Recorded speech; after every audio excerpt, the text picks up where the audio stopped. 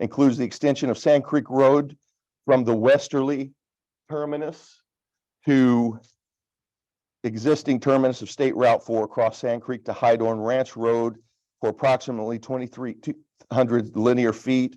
Final build out of the road includes 2 phases.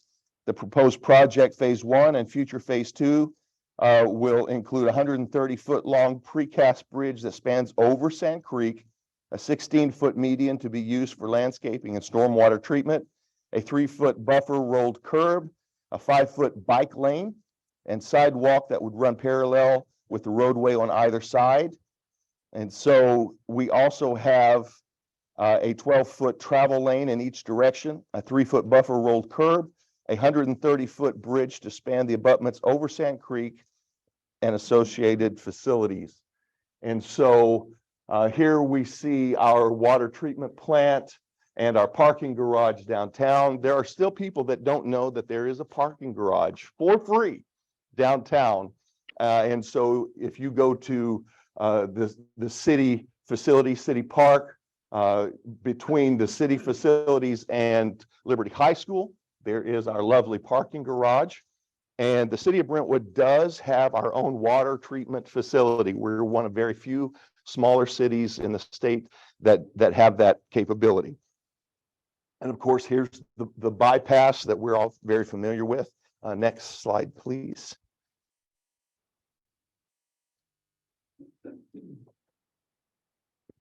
So this is what the bridge is going to look like, the location from the terminus of Sand Creek. This is the exit from the bypass, and it's going to run through the Bridal Gate property, which is owned by Discovery Builders. Here's where the bridge will be, and it will connect to this component of the Sand Creek going in at Hydorn Road into Antioch. So that's very exciting. The first responders and AMR tell me that it could potentially take 10 to 15 minutes off of an emergency ride from Brentwood and Oakley to Deer Valley. If you're familiar with first response, they have what they call the golden 5 minutes. If someone has a heart attack or serious respiratory issue, you have about 5 minutes to try to ideally resuscitate them before they could potentially have permanent debilitating results. So this could very literally save lives and quality of life for our residents. Next slide, please. Economic development.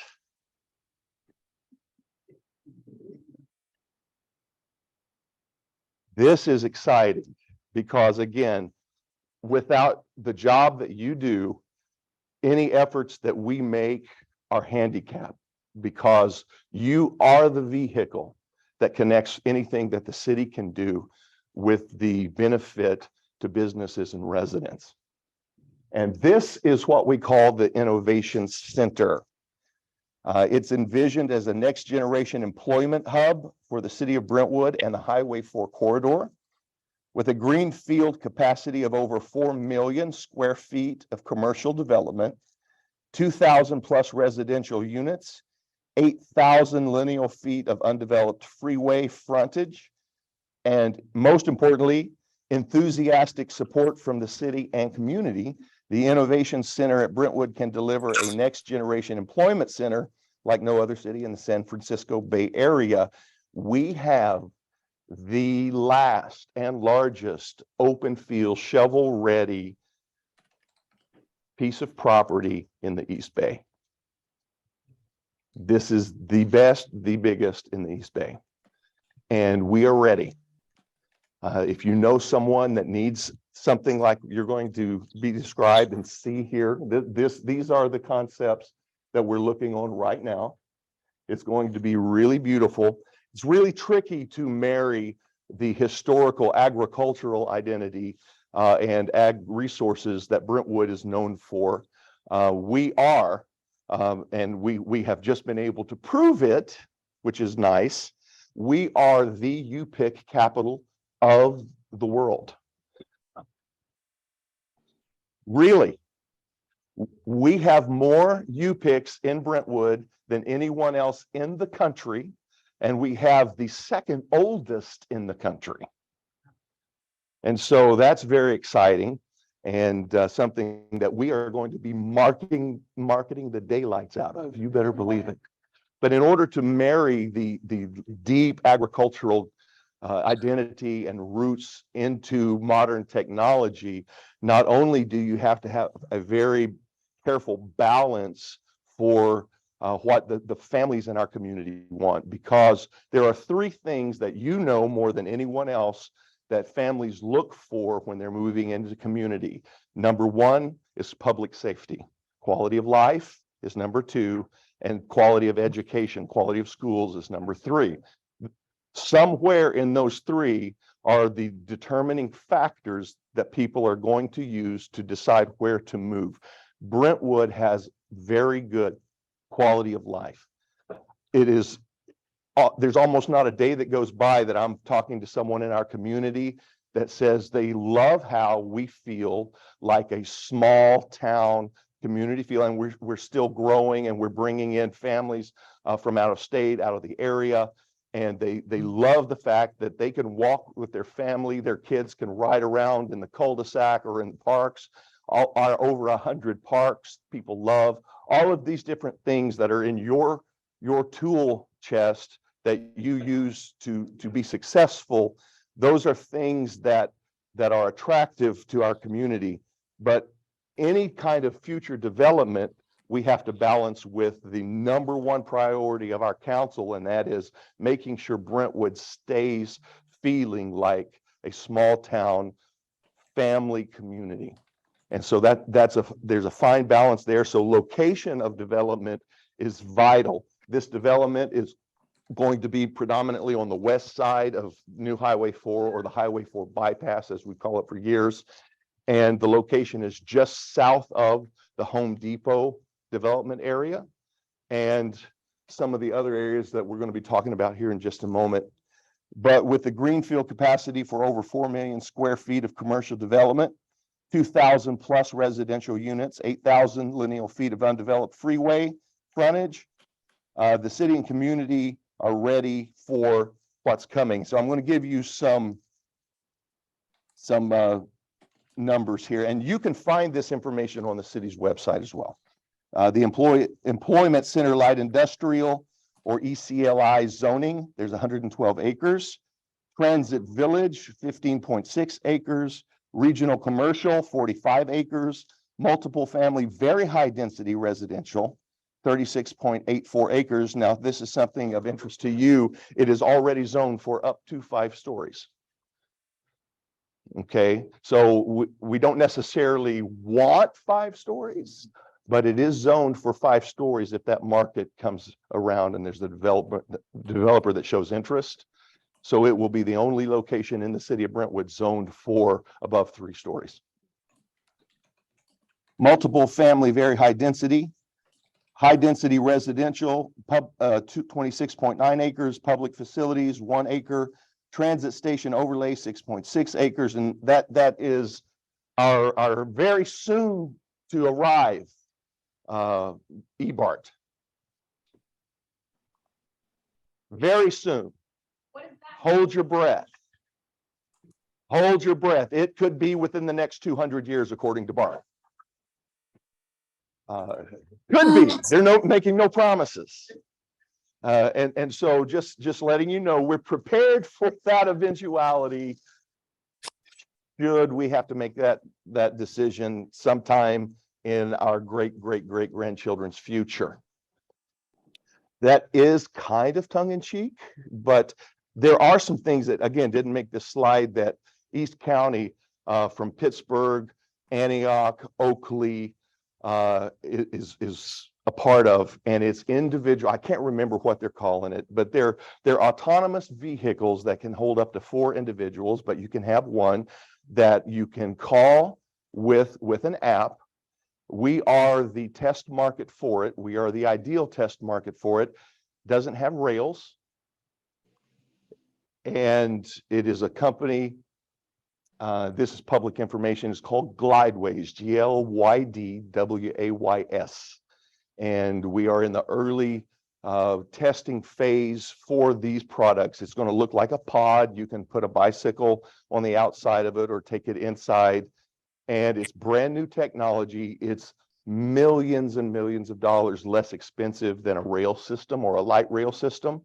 And Brentwood and Oakley and Antioch and Pittsburgh are partnering together in a regional effort to bring this company. It's already got CCTA's full partnership and support, and Tri-Delta is also one of the teams that are working to make this happen. So this is something that we're looking at within the next 5 to 8 years being fulfilled. So there are new burgeoning technologies for transportation that are going to potentially outstrip by many decades rail or light rail coming to this area. But being able to move people quickly and efficiently and friendly to the environment, that's something that there's a lot of funding and interest at a federal and state level to do. So we're looking at these cutting edge options and technologies to bring to our area. As you know, Brentwood and East Contra Costa is the pressure relief growth valve for the Bay Area. And, you know, I've talked to people all the time that were raised in areas over the hill, in homes built in the 40s and 50s, that their parents paid, you know, $25 for. The story gets better the longer you talk to them. And so they've sold these houses that were 1,800 square feet for $1 million, $1.5 million. They come to Brentwood and they do backflips all the way to the bank, because now they're living in 3,800 square foot homes that were built within the last 15, 20 years. And they've just pocketed another $250,000 in the bank. That's the reason that they're coming out here. Quality of life, what you can get for your money. But here's a problem that you're very fully aware of. And I've had several discussions at the state level with our congressmen and our senators and our assemblymen over what we can do to accommodate our families. Because one of the key problems is what the state is calling the missing middle. That is a product that sells for and is designed to sell for $500,000 or less. And this is a product that has somewhere in the neighborhood of 2,000 square feet, a very much smaller component to yards and frontage areas. And you're fully aware of the ADU things that are coming into the state. And the cities are very limited on what we can say. Basically, we have voice in design review, what it looks like. But as far as whether we can say it can or can't be there, we have almost no control. The state has taken that away from us. And now they're talking about 2-story ADUs coming into the homes. Yes, I am a homeowner also in Brentwood. So it's going to change potentially the look and the feel of a lot of the neighborhoods. But if we can provide a product from developers that's designed to be able to have first-time home buyers, our school teachers, our college graduates that are coming home, or our kids that have graduated high school that are not going to college, but they're immediately going into a different area of focus and career. And we have less and less people in our country going to college now. And so we don't have the ability right now because there's no product. And one of the reasons there's no product, and I was raised in a builder's home. I was raised on a ranch in Oklahoma, but my dad also built homes. So I've been in construction most of my life. I'm really familiar with some of the issues that go on there. And part of the problem is as a developer comes in for usually less than 20% more in cost to develop, they can build a product that sells for 800 to $1 million or more for less than 20% of what it would cost to build something that sells for half of that. So why would they do that? Good question. If I can spend $120,000 building a product instead of $90,000 building a product, and I can double my money, why would I come in and do that? Well, we're going to have some incentivization from the state, and we're going to have cities work better and present the need and find developers that are willing to do that. And you're probably not going to find out-of-state developers willing to do that. And so we're going to have to focus on developers that live in the community they're building in, or something along those lines. But I'm talking to a couple of developers now that one of them is very interested in doing just that in this area. That's all I can say right now, but it's going to be a job. But it would be wonderful to have attainable by design product for you to sell, that your kids can move out of your house and into their home. And here's where the bottleneck is. First-time homeowners can't afford $1 million, but they can generally afford half that. But there's nothing available, so they move into apartments, they move into condominiums, they lease, they rent. And now, as you know, the cost of renting or leasing is significantly more than the cost of most traditional mortgages that you were able to get in 10 years ago or less. And so we're pricing our families out of the area. None of us want that.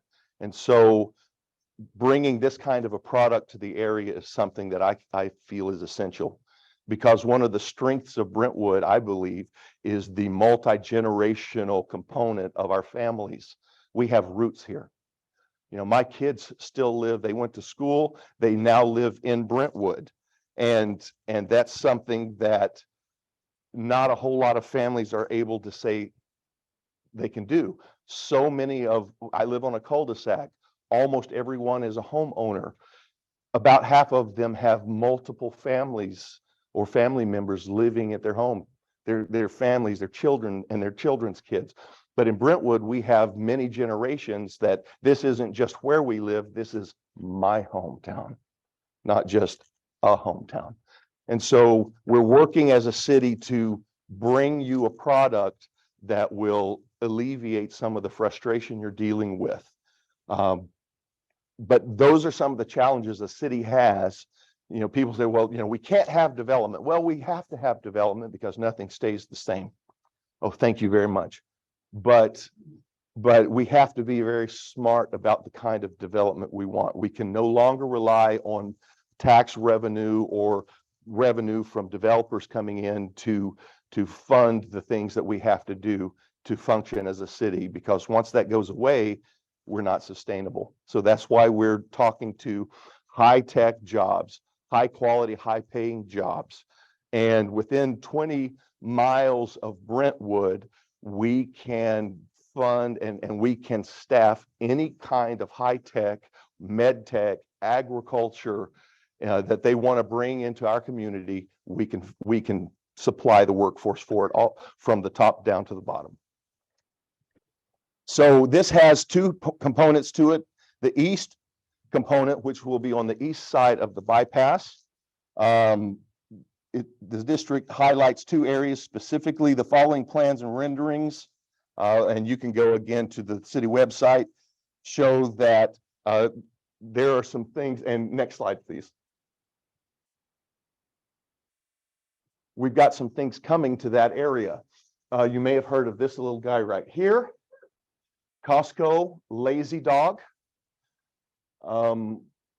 That's too easy. I'm going to keep going. I'm not going to talk about some things I've called my relatives before. La Quinta, a very high-end La Quinta that's going to be there, as well as the Mokelumne Trail overpass.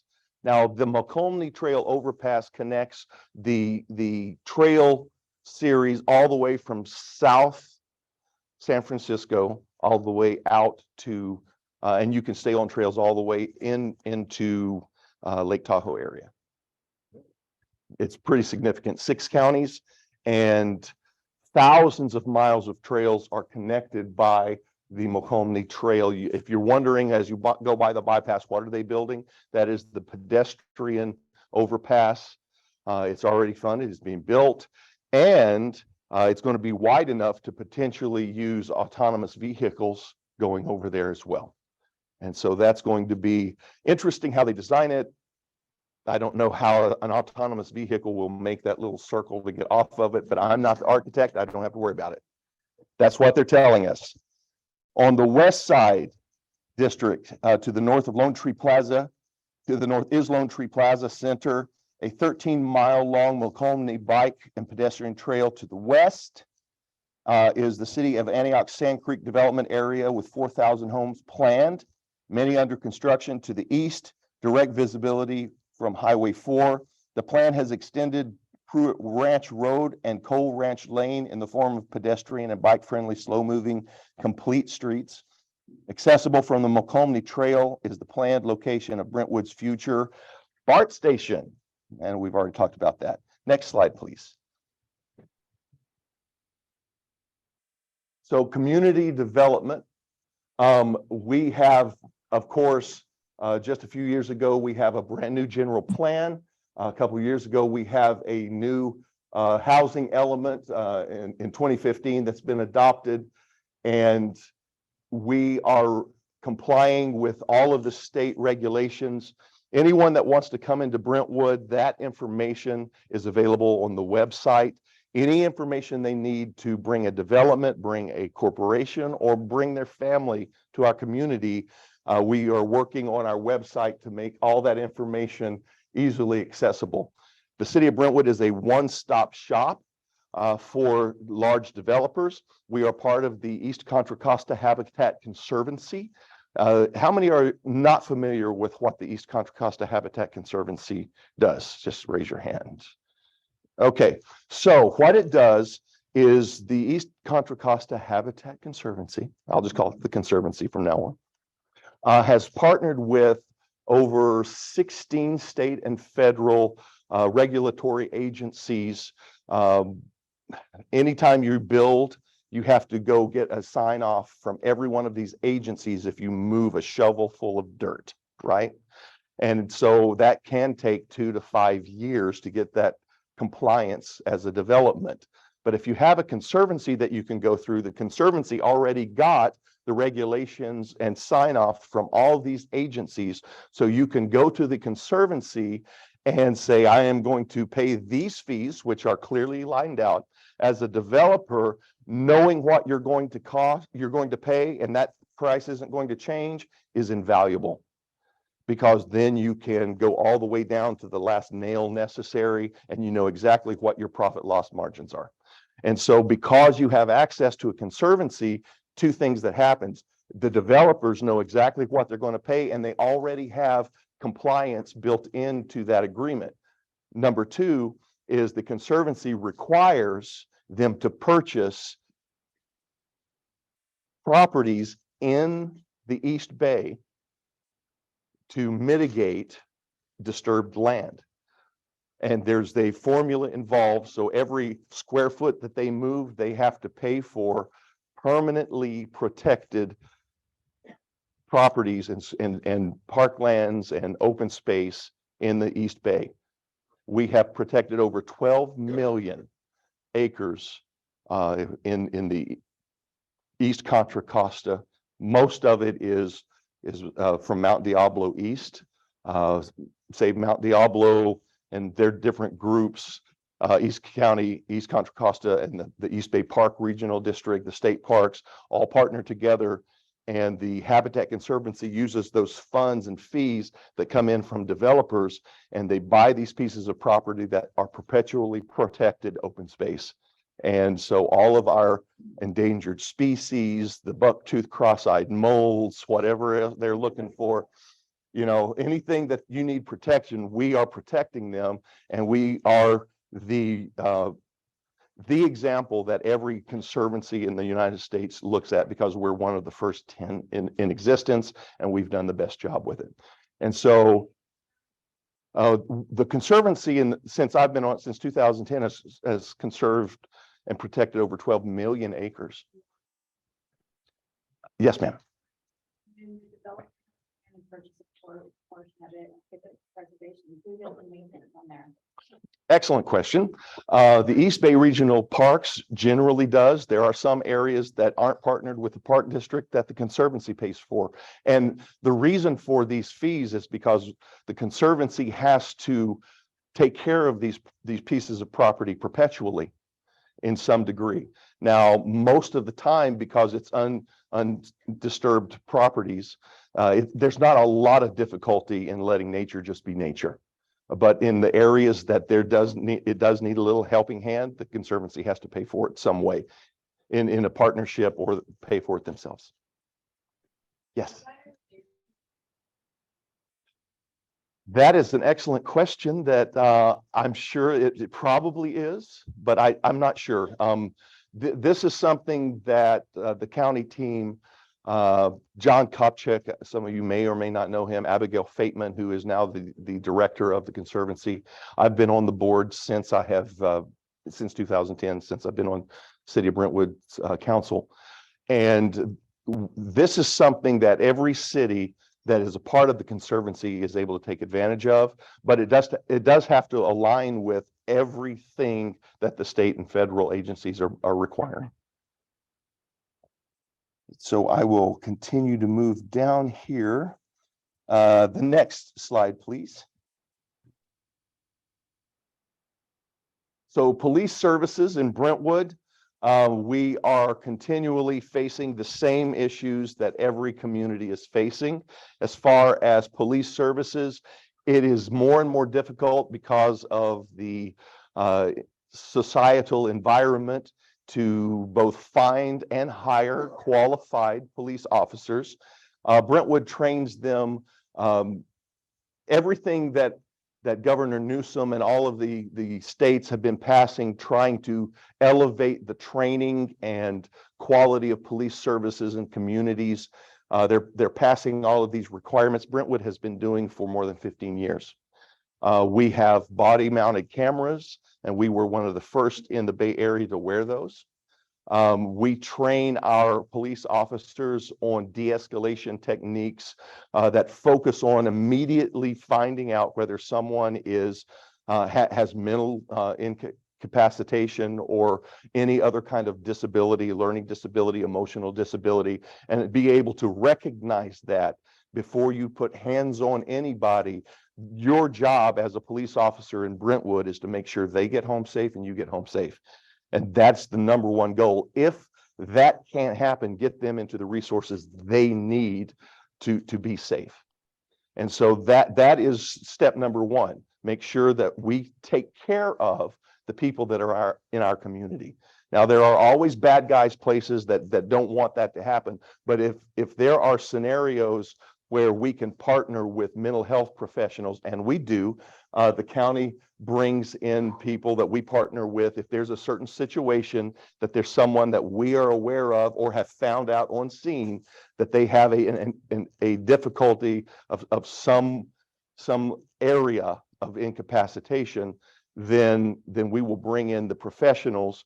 Yes, it takes a lot longer. Yes, an officer or two has to be on scene longer, but it is a nonviolent resolution almost every time, simply because we have the resources that we bring into the city of Brentwood, and we train our officers to focus on that. And many of our officers are residents of Brentwood. So when you are protecting your home and your neighborhood, and you're protecting your kid's baseball coach and your kid's soccer coach, you operate differently. And so that's one of the things that we focus on in Brentwood is our police department. I have been the senior chaplain for the city of Brentwood's police department for almost 20 years now. And we had our first officer involved shooting since 1948, 2 years ago. And it was some guys, gangsters came up, I'm just going to say it like it is, from Stockton, started shooting around a football field and one of the officers had to shoot them. The young man lived. But no one else was injured or killed. And so that's the kind of environment, public safety wise and police training wise, that we want in our community. We want to make sure that our officers respect every single individual. Now, homelessness, all of us are dealing with homeless questions, especially you, because you're selling the market. And so that we are very limited because of certain regulations that the governor has put on as to how we can deal with homeless. But we have a liaison officer, Sergeant Chris Peart, that every 2 weeks makes face-to-face contact over a 2-week period with every single homeless person in the city of Brentwood. Goes out in the field, we go with him, I go with him, and some of our council members even go out with them, and we have contact with them. We offer them resources and services, and we make sure that if there's something that we can provide for them, food, clothing, shelter, that they're taken care of, and we encourage them to get help, but you can't make them do it. And if they say, leave us alone, we're good, we want to stay here, then there's very little that we can do. Almost all of the 32 to 38, 39 homeless that we have in Brentwood are from families in Brentwood. And so for whatever reason, these are our local family members. And so I'll just leave it at that. So we are doing what we can but at the same time, we understand that we're very limited. We're doing what we can to keep everyone safe. But there comes a point where there's nothing more that a person can do. And so you just have to try to encourage them to get the help and the resources they need. I literally just saw a police officer hanging out with a homeless man out in the Safeway this morning. He got out and he was just hanging out. We know their names, we know who they are, we know their issues. Almost every one of them in Brentwood has an addiction issue. Many of them also, either previous to that addiction issue or subsequent to it, have mental and emotional health issues as well.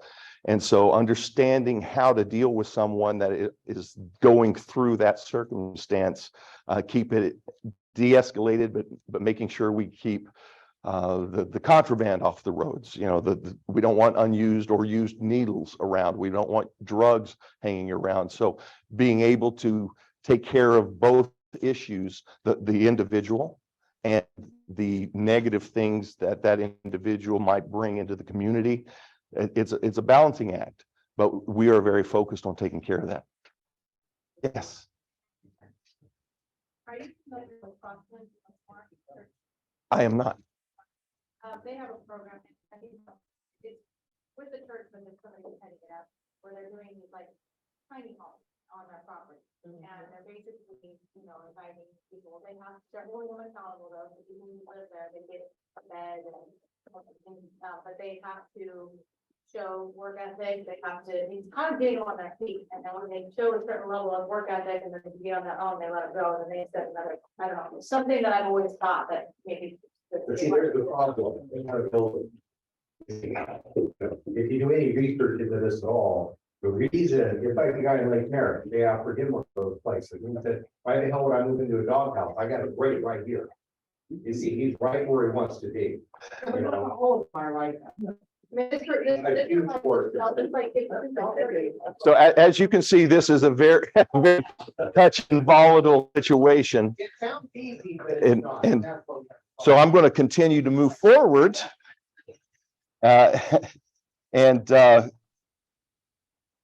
We do have the Citizens Police Academy. Thank you.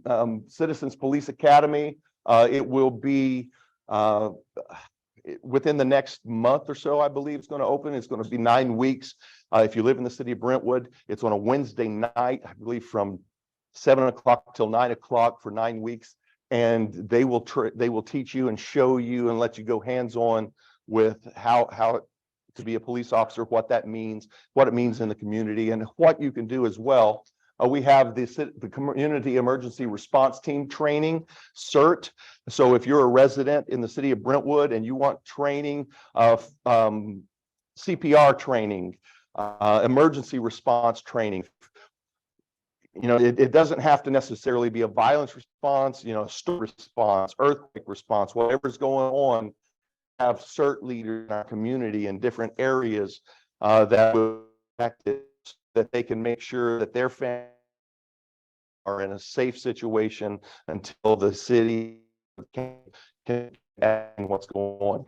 So we do have CERT training available. Police League, the Police Activities League works with our kids, underserved kids in the community, and we provide them all kinds of different skill sets. One of the great things about PAL is that in order to overcome any kind of bias that a person has, cultural or otherwise, the easiest way to do that is put them around people that are not like them. And they get to see that everybody is exactly the same. We're just people.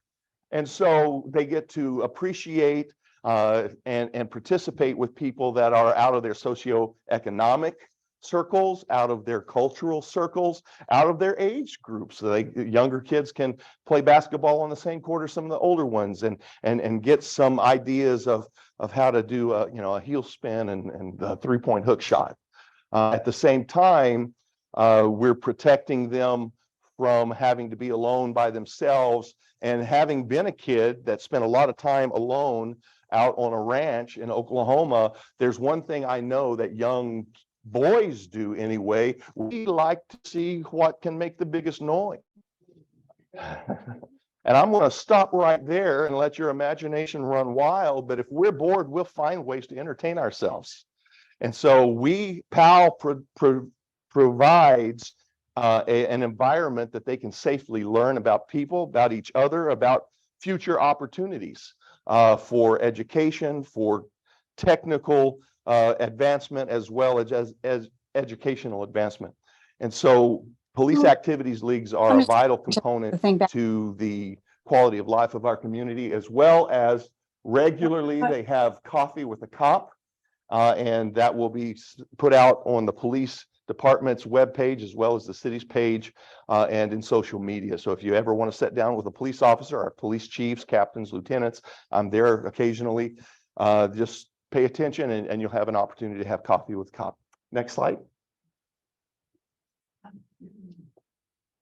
So some more of the police services that we have, community, public safety, mental health is One Mind group, National Association of Triads, which is it brings legal help and counseling availability.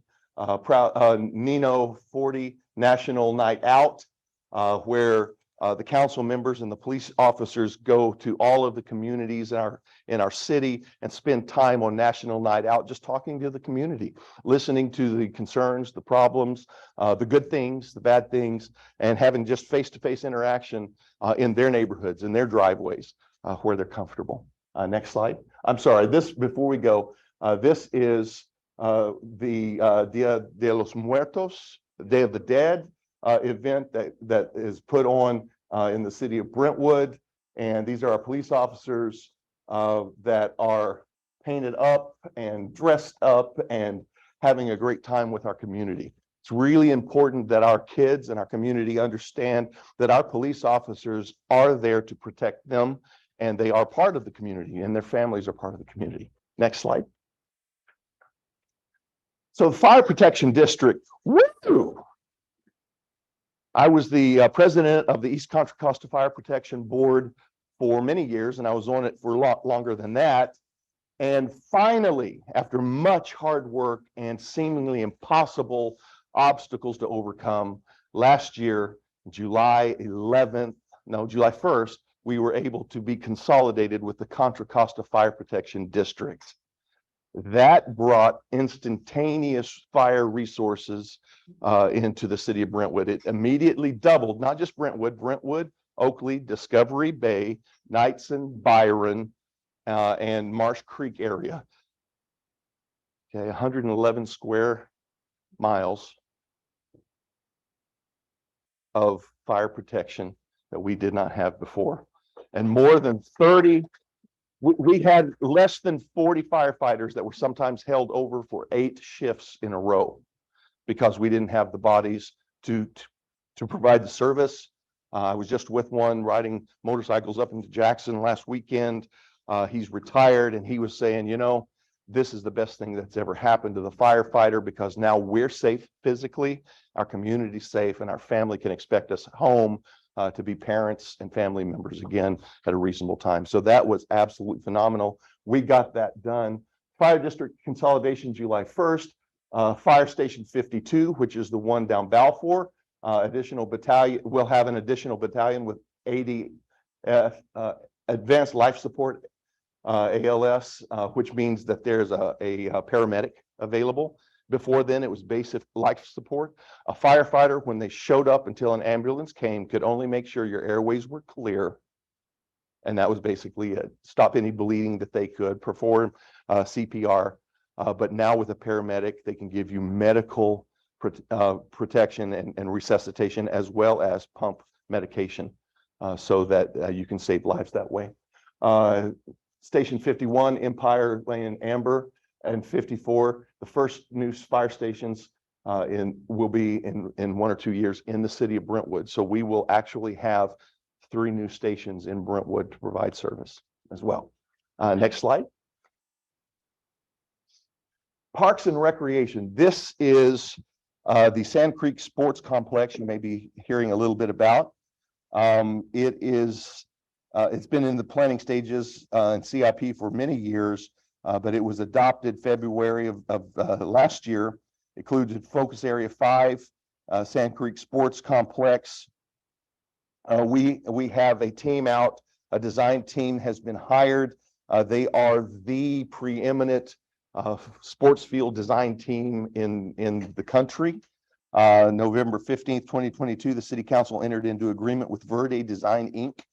for the planning, design, and preparation of construction document services. So basically what this is, as you can see, there's going to be fields that are planned.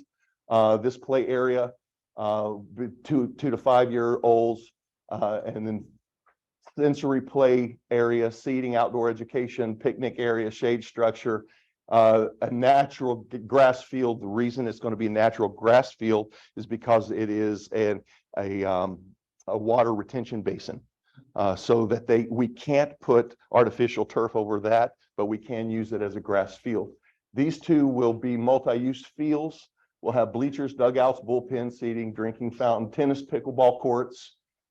Yes, and the city of Brentwood also by September will be completing the new pickleball courts on Creekside Park. If anyone's interested, I know you might not have ever heard of pickleball, but that is a very big thing now in our community.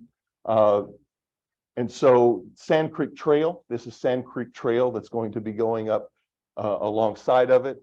There will be a picnic and barbecue shade area right over in here. Concession building is right here. Of course, this is all parking lot down here. And so we got all kinds of different things planned here. These are going to be artificial turf. They're planned to be artificial turf. And we're having the experts let us know what the best use is for that. Are they? Yes, Rob. Is this that plot of land that's up near the streets of Brentwood? So this is at the corner of Fairview and Sand Creek on the north side. Got it.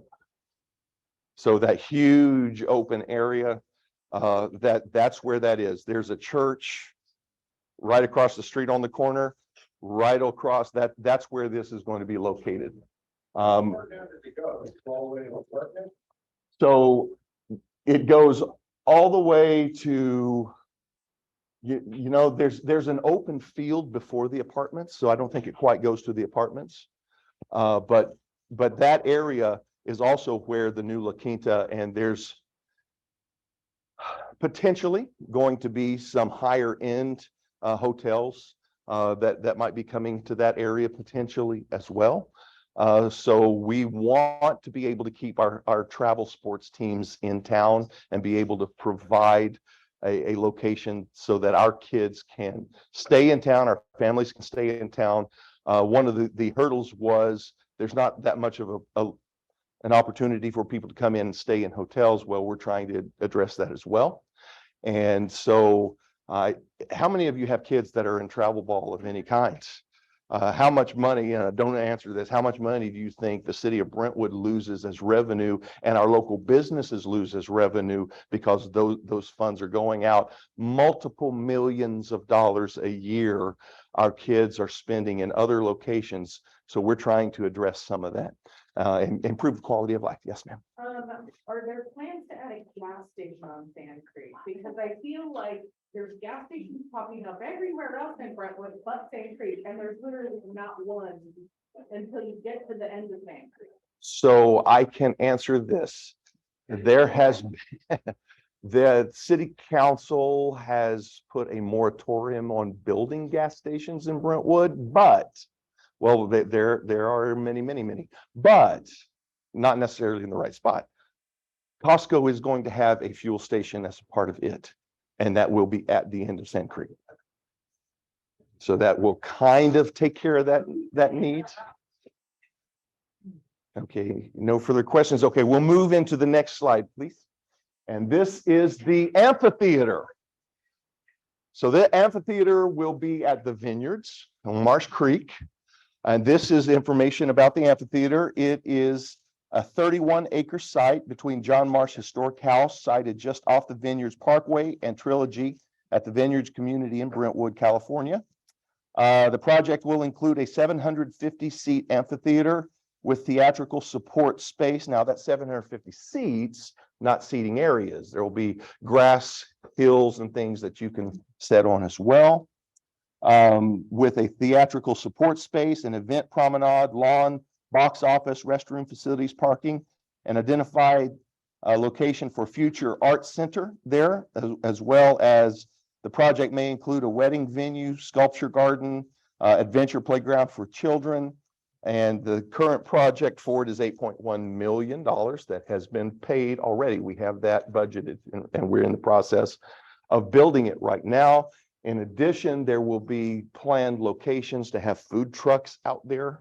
So you can have a food truck event as well. And it is going to be a great addition to the quality of life of our residents in Brentwood. That's a very good question. Depending upon weather, we hope to have this completed within the next 2 years. Yes, sir. Yeah, I apologize. Where's this development gonna go? In the Vineyards, it is, are you familiar with where the John Marsh house is? Yes. Okay, it's going to be just across that street of, the Vineyards Parkway. It's going to be just behind, just south of the new LMC campus. Yeah. Thank you. Okay, so with that, that is all of my notes, and I think it's all of my slides. Do I have another slide there? Parks and Recreation. Oh, okay. Thank you. So these are some of the pieces of artwork that have already been purchased, and we're waiting for implementation. The artists are telling us that access to components and materials are what's slowing it down, but this is next to the police department on Brentwood Boulevard, and it has horses, and it is acknowledgement of our agricultural core. There's tractors and horses and lots of fun stuff. This will be in the median as you get off the Sand Creek exit to the bypass. And this was a very famous, world-renowned artist. This is a huge structure. He came and set in Brentwood, and he looked at Mount Diablo, and he incorporated the colors of the sunset that he saw in these colored different pieces of glass. And it's supposed to look like the two peaks of Mount Diablo. And so our arts commission selected him to do that, and that will be at the location in the median as you come off of Sand Creek Boulevard and the bypass. Do I have any more? Let me check this here and see. I think that's it. Any questions? Yes, ma'am. So with regards to new building in this department, I know this department is supposedly have really high property taxes because the builders are trying to get around doing some of the infrastructure type things. Is that gonna happen in Brentwood with the new development too? Will the property taxes be much higher in the area? No, as far as I'm aware, Brentwood has one set property tax for all development. Special assessment district. Yes. No, as far as I'm aware, there are no plans for any additional special assessment districts in the city of Brentwood. new Sand Creek extension? Absolutely. No, we did much focus on traffic and transportation and yes, what a nut, can you imagine? And so that was council's biggest concern also is, we would love new resources. Everyone loves the Costco. I even talked to Costco in the early stages of this and said, you've got Tracy and what I thought was Antioch, they call it their Pittsburgh Costco. But that's what I thought too. I was like, okay. But I said, is this going to succeed? And they laughed at me and said, do you think we would do anything to hurt ourselves? Something? No, okay, all good. Yes, sir. You said that they already have plans for the gas station at the Costco, so is there a general timeline for that Costco? The whole? So if things move according to current plan, and our job as the city is to see what we can get from Costco as much as we can, bicycle lanes, all of the amenities that we can have that do have a delta to connect to it. So those conversations are in place, but they're expecting within 18 to 26 months. That goes Yep. into the question I have from Zoom. Yes. Sorry if you guys don't mind. I haven't heard that Costco has even put in an application in Brentwood. Is Costco actually approved for going in? Yes. Yes, okay. Also, the same slide mentioned Lazy Dog. They pulled out of Brentwood due to non-compete with Black Angus. I had heard, do they have a new location? They do.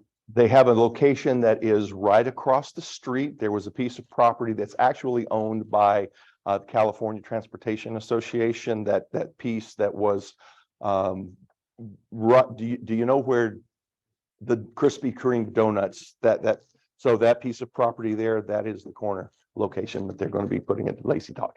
Yes, sir. Part of the destination experience, I've been hearing that our vineyards is kind of like targeted as a destination experience for people who travel to Brentwood. What's going on with that? So the Vineyards is a 55 and up residential community that I used to live in Southern California and did a lot of work in Bel Air. There's nothing in Bel Air any nicer. It is a lifestyle experience for people that want to live there. Gated community. They have just really great facilities: tennis, pickleball, bocce ball. It's just individuals that want to live there are buying into a community lifestyle experience. To clarify that, what I meant by vineyards is the local vineyards that we have here. Oh, I'm sorry. Weird how vineyards rhymes with vineyards. That's just so the winery experience. And I was just in a meeting yesterday talking to some of the vintners and the wine growers. They are one signature away, and it's been a multi-year process that the Agriculture Enterprise Committee that I'm on in the city of Brentwood with our growers and our farmers, the wine growers. There is a level of attainment that if you are associated with West Coast wine growers or the group that the Livermore is in, I'm not familiar with all the names of these groups, but if you are a part of these organizations, these geographical zones that have already been internationally recognized and sealed and approved, the price of your grapes goes up exponentially. So potentially, for example, 50 pounds of grape sells for, and this is just, I'm not a grape grower. Say I'm selling 50 pounds for $100.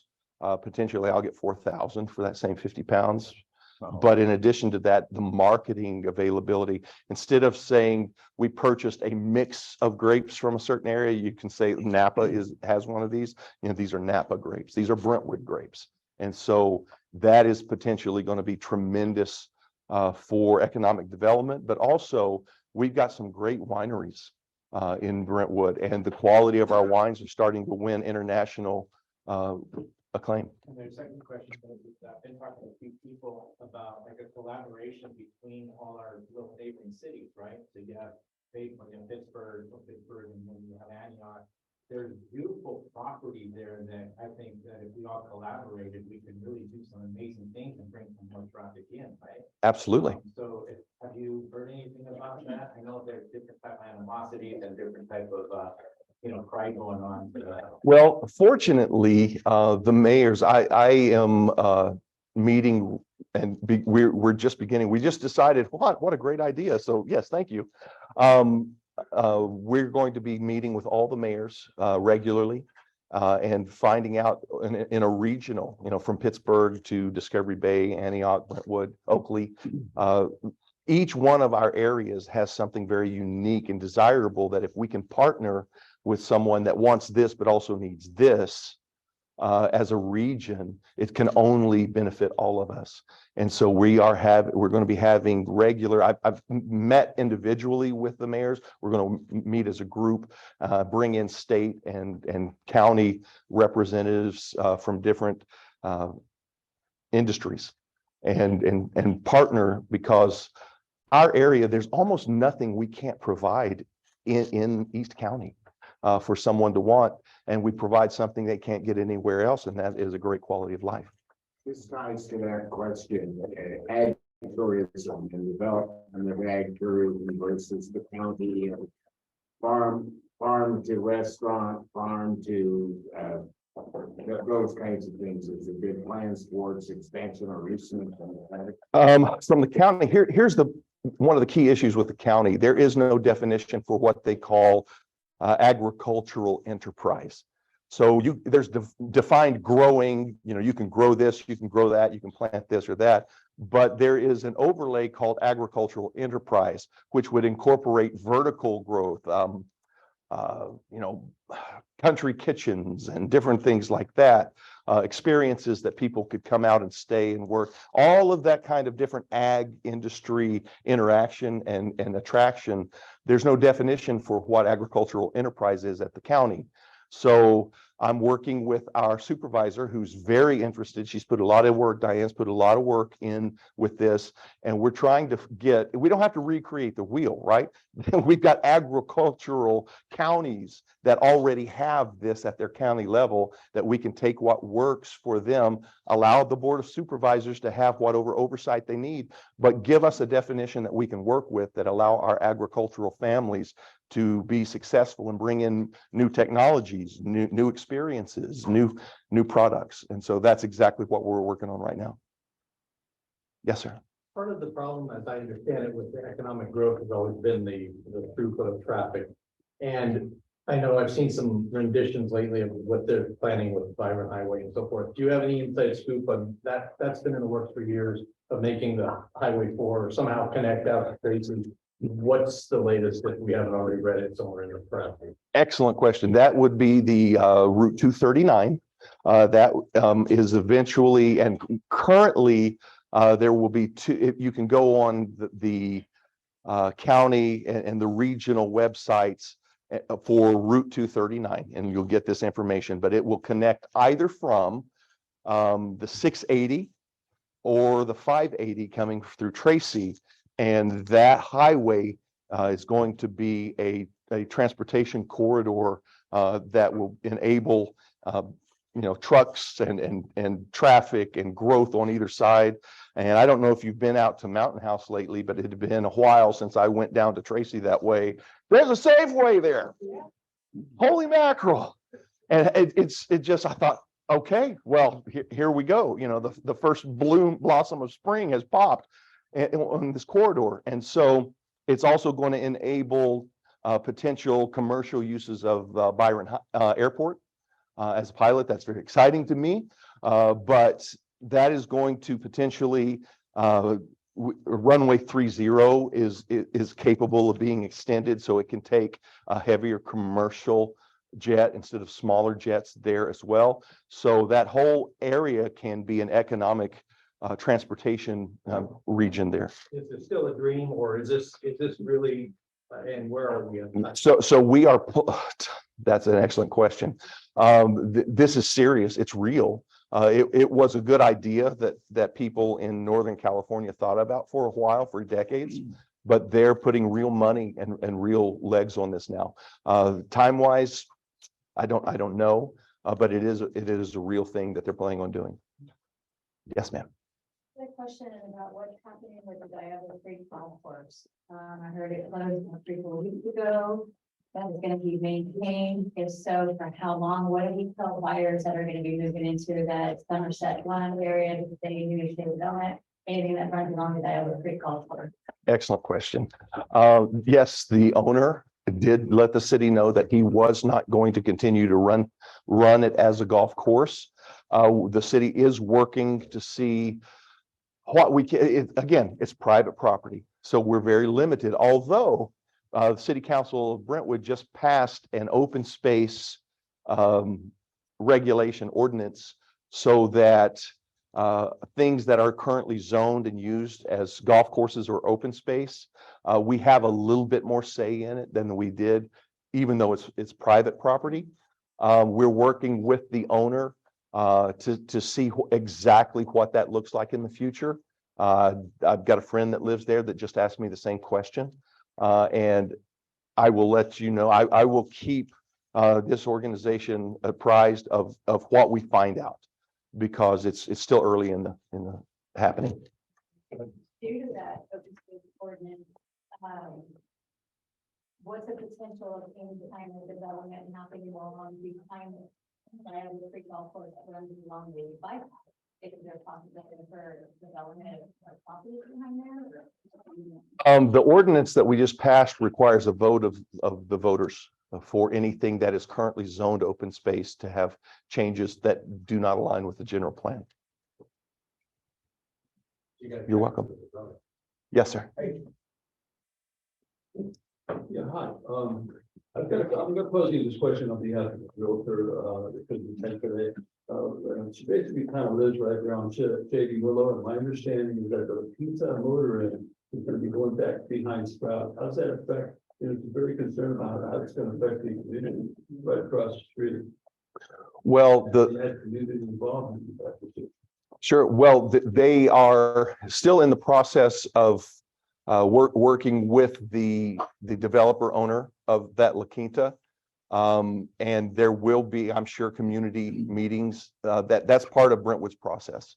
And so the information that I have right now is that it will be the highest level that motel group, and I can't remember what the group is called that La Quinta is part of, but that will be their elite product. And the parking and everything is already worked out with the owners of the streets of Brentwood. As you know, anybody that lives in that area, the apartments there have been a source of problematic behavior. Our police department and the new owners of the streets of Brentwood are partnering together to actually work with some new Senate and state assembly bills that are being passed that we'll be voting on probably very soon now. That's going to lower the threshold of charging someone shoplifting significantly down to just under $500 for a product instead of more. But one of the difficulties is a lot of organizations just simply will not prosecute people that shoplift. The ones that will are finding that the police department can go in, and even if we have to arrest them, get the product back, drop them off in Martinez and see them walking around Brentwood in the next 45 minutes, at least we got the product back and they know we're watching. So the business is not just in Brentwood, but anywhere that will prosecute and call the police or allow security to intervene. And some of them won't. That's corporate policy. They won't let that happen. The ones that do, we're finding some significantly reduced problems. In addition, there has been some new state laws put into place that these aren't just kids walking in and stealing a Snickers. Okay, this is an organized crime group that goes and hits these businesses. They take them and they've got warehouses full of this stuff. They give them a shopping list. They go into different places. I'm going to name any specific names, but it's very high-end personal supply products, and they go in and you get this product and you get, and walk out because they know that corporation has a policy not to intervene. And it's a dangerous thing. Just imagine you're making minimum wage as a retiree or a young kid, or you're a single parent working 3 or 4 minimum wage jobs. And is it worth your life? And you're taking a chance and being there for your kids to intervene.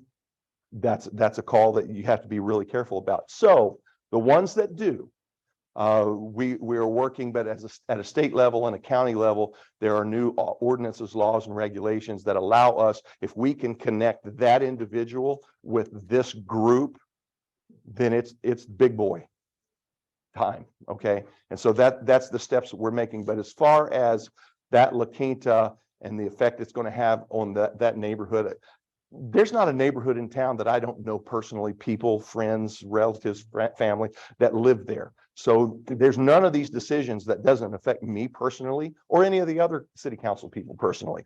And so because of that, all of these decisions we take personally, because this is our home, this is our community. And if there's any concerns, any individual resident that has concerns, the owner developer of this group said he's happy to talk with anyone and take recommendations on how to proceed. What's the status of the condos apartment that Streets of Brentwood was really at? Well, that developer went away. So That's not an actual property. right now that project, they never brought forth anything other than conversation. And they looked and heard from our community, heard from our council, heard from our city staff, that you're just not going to get a whole lot of support for that in that area. And so they went away, and that was pre-COVID decision. I'd like to go on that for a minute. I do want to mention that, first of all, somebody's birthday is here, so I'll get to that. Don't worry, we'll get to it. But this whole golf course thing, you're like, oh, well, that's not gonna happen, maybe blah, blah, blah, right? And we have this ordinance, so we're thinking it's okay. But what I found out is there are agents active in trying to get a law passed to streamline approvals to change golf courses into high density housing.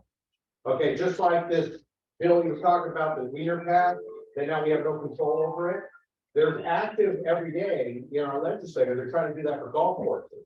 So it wouldn't matter what we think, what Joel thinks, what the voters say, what the county says, because this is a state bill. So it's very important for all of us to stay aware of these things, to participate in the Real Traction Fund and the Realtor Party. Okay, not just donate your 148, but to actually keep an eye out for red alerts, because if that comes on, our job will be to send a clear message that we're opposed to that, because, what's that gonna do to all the neighborhoods and our quality of life, okay? So just remember, there's a lot of stuff in the behind the scenes that you don't know about, when you find out, it's kind of scary. Thank you. Any more questions? Yes, sir. So I have a question for you. I started on the state and national level for years, and California Association of Realtors was in support of SB9. And I just curious what the issue seems to have with it, because I've watched council meetings often, and I hear a lot of conversation, a lot of pleasure, but I've not had any outreach from the city of Brentwood to the Realtor Association or the California Association of Realtors to talk about it. Our polling with residents overall are overwhelmingly in favor of having an option to put in ADUs for their aging and multi-generational lifestyle. So I'm just questioning what the concerns are and why there hasn't been any outreach to us. Well, I will give you my concerns. My concerns are that anytime a community, a city, loses the ability to say, our general plan with much thought and interaction from community members and people that have lived here for a long time that aren't planning on moving. A lot of the people that are in support of it don't plan on living here forever. They're going to live here, raise their kids, and then eventually retire somewhere else. For the families that plan on living here multiple generations, we want to be able to say with more authority what our grandchildren, what world they're going to live in and what it's going to look like. And not that I'm necessarily against ADUs, let me give you a quick little piece of information on me. I'm half Cherokee and half Jewish. So as far as individual rights and individual property rights, that's my priority under the protections we have in our country because of what's happened to my family, not storybooks I heard. And so I am very much in support of an individual who owns a piece of property to have as much say as they can about what happens on that piece of property, which includes if they want to put an ADU. But it's also important because we live in a society and a community that the residents around them have something that's aesthetically pleasing and blends as well as possible into the community that they bought into. Does that make sense? That's my concerns predominantly, is that anytime a local jurisdiction loses the ability to say no on something that one size doesn't fit all, that's a problem. And it's a problem now and potentially a disastrous problem in the future. We'll agree to disagree, but I would invite the city of Brentwood, the other cities, to reach out to the Association of Realtors, when they have these issues. We had years and years of discussions before we supported SB9 as an association, the largest trade association in the country, and no outreach from the community. Well, usually the cities, we are part of the League of Cities, and the League of Cities spent significant funding and effort reaching out. And so through the League of Cities, most of the cities joined together as a louder voice to do that. Yes, sir. Sir, I just a quick question. You talk about bringing the threshold down under $500, $100 for stealing and apprehending for. It's just the Brentford thinking of it, or the surrounding cities, then you have to go totally different thing, or maybe they're not aware of it. Well, the city of Brent, this would be a county and state law. And so at the state level, the city of Brentwood has to align with what the state allows. And we're also limited by what the state allows. So as soon as this law goes into effect, we will be able to prosecute and detain. And it's really motivation to let small businesses that cannot absorb what corporate businesses can. Because if the law protects a financial threshold, say, if I keep it under $1,200 and I go into a small individually owned boutique and I steal $1,200 or $1,100 worth of product, the owner of that boutique has $1,100 worth of groceries taken off their table for their family versus what the insurance policies for a corporation can absorb.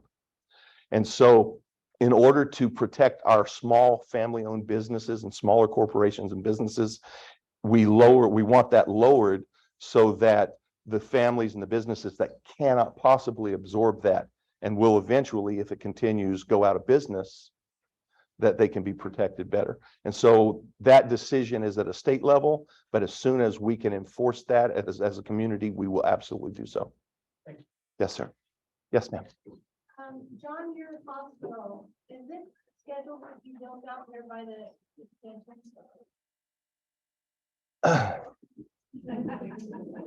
I will say that I am anticipating meetings with the new John Muir board. I just got invited to set up one of those meetings this morning, which perfect timing. But in the past, there's been a lot of interest in increasing what John Muir means and looks like and provides in that area. I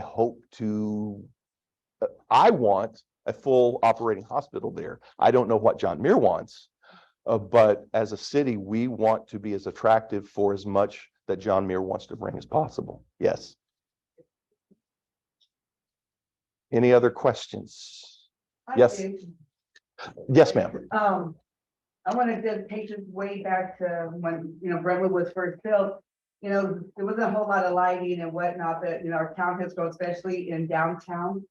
And I know as a resident of Brentwood, it's dangerous. It's really dark. So you want to go to events in downtown, but when you're walking in pitch black, no lighting. It would be nice to see if you have any say of any kind with the development to add lighting for our safety. And not only that, but I got to view Brentwood at a whole different level.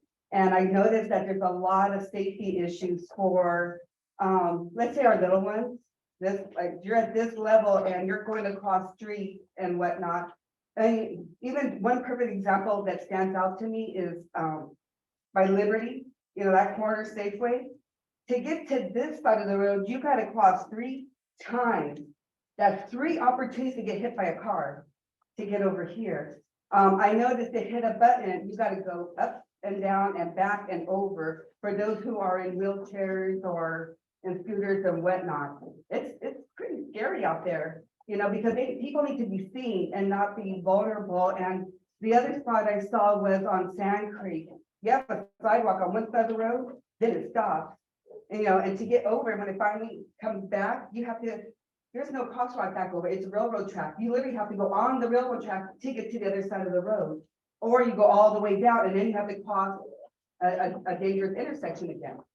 So it'd be nice to see if, you know, going back in time to see where these areas are that are not safe, especially as we're gaining more seniors, as we're bringing seniors housing to our community, that for our children, for the elderly, for the disabled, that it can be a safer place for all. Would you be willing to have a meeting with me, our traffic engineer and our city manager to go over some of these? Absolutely. Okay. I live this, so I know. Well, certainly downtown and walking across, it is very frustrating. I walk almost every day around that area, and yes, it's frustrating. As far as and I saw you. and so as far as the railroad tracks is concerned, I'm going to give you the information I was given from the state. In the state of California, when it comes to land rights, you have the railroad, God, and then everyone else. And that's what they said at the state level. And so we're very limited as to what we can do when it comes to railroad easements or agreements with that. Downtown lighting, we've got a whole lot more control over, but if we can get together, let me give you a card before I leave. We'll set up a meeting. On board. Okay. That'd be great. One more question before we're done. I saw a lot of engineers going around the past few days, checking if the railroad crossing bars still work, the safety crossing. Yes. You know anything about that? Are they burning the line for a year? That, you know, as far as I know, they're still working. That's the railroad, and they don't even have to ask us if it's okay when they squish us. I mean, really, we're like ants to them. So hopefully it's working. If it's not, they'll get it working. If you find something not working, call the city, and we've got a hotline to them, but we're very limited. Rob, thank you so much. And I want to thank all of you for letting me have this opportunity to talk to you today. I want to say, wow, thank you. I had no idea your level of involvement, and I'm so impressed with your depth of knowledge on all these topics. I'm like, wow, let's give them a round of applause. Thank you. Thank you very much. Thank you. Yeah. Before we wrap up, Cuba's has a little announcement for us. First of all, thank you everybody for being here. It's a pleasure to listen to you. I want to know if the church, someone can hear you. Yeah, I have a story to share. I'm also learning Christian worldview right now too. Working on my psychology degree. Yeah, All right, thank you. I'm not sure if it's might still on or if not online, but I would, yeah, I'd love to do another. That'd be wonderful. I just called you. That's my cell phone. It's the one that's. You're perfect. I'm Kelly. I've been doing those for 22 years. I'm looking at some kind of community series. So I've been here since 2700 people. Would love to help anyway.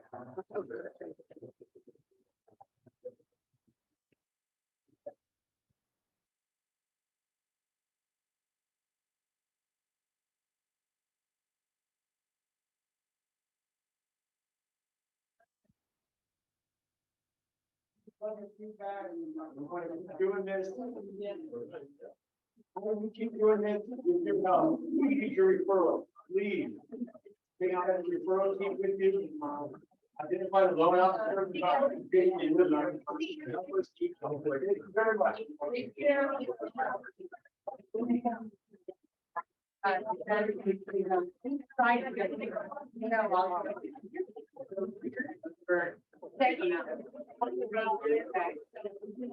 Thank you guys for coming. I appreciate it. If you guys have any additional questions, go ahead and email me and then I can get the questions over, but I will also send over the PowerPoint, but again, you can get it there in that link. Have a great day. Thank you, Alex. Thank you, Alex. You're welcome. Thank you. Thank you.